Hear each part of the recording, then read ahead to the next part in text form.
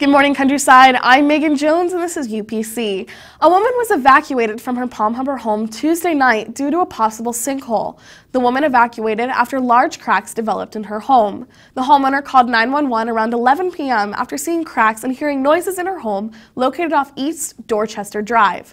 Palm Harbor Fire Rescue officials responded to the home and found cracks in the inside and outside walls and a huge separation between the ceiling and the wall in the living room area.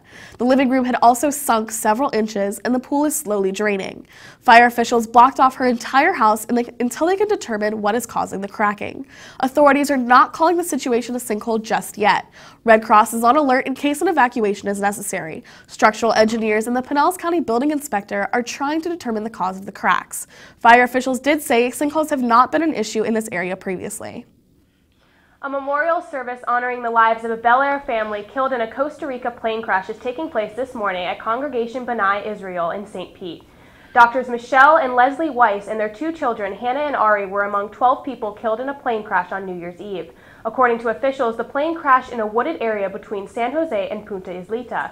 The cause of the crash has not yet been determined, but Costa Rica Civil Aviation said there were high winds reported at the Punta Isleta airport the day of the crash. The plane that crashed is registered to Nature Air, Costa Rica's largest private airline, flying 15 routes across Central America. Both children, Hannah and Ari, went to school at Shorecrest Preparatory in St. Petersburg. Hannah graduated in 2016 while Ari was still a sophomore. Assistant Headmaster Tom Dillo said both children were so full of life and always had a smile on their faces.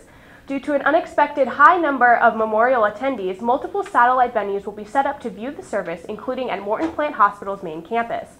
The loss of the Weiss family is one that will leave a hole in the hearts of Pinellas County for generations to come.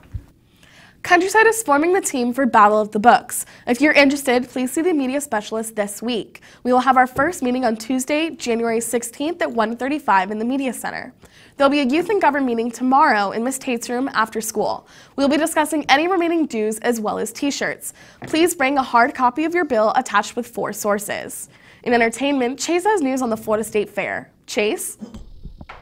Thanks, Megan. Tickets for the Florida State Fair are now available. Being exactly 1 month away, now is a good time to reserve tickets. The fair offers more than 15 acres of rides, games, music, and food from all over the country.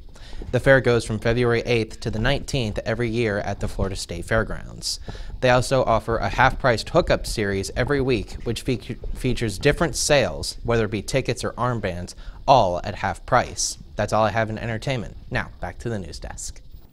One Florida lawmaker is hoping to save lives by making it illegal to leave a child in a car for any amount of time. Mackenzie Blankenship is a mom of 2. Her kids are rambunctious. She says she won't even leave her kids in the car for 15 minutes. Right now, it is legal to leave your kid in a car for up to 15 minutes in the state of Florida. However, the advocacy group Safe Kids says it takes just 10 minutes for a car to heat up 19 degrees, even with the windows cracked. Even air conditioning will not prevent heat stroke because the sun is still pounding on the vehicle, and leaving a child under the age of 6 inside a running car is illegal under current law. Children up to the age of 5 do not self-regulate their body temperature, so they are much more risk for heat stroke. State Bill 92, proposed by Senator Lauren Book and Senator Linda Stewart, is making its way through Florida House and Senate committees. If it were to pass, you could be charged with a second-degree misdemeanor for breaking it.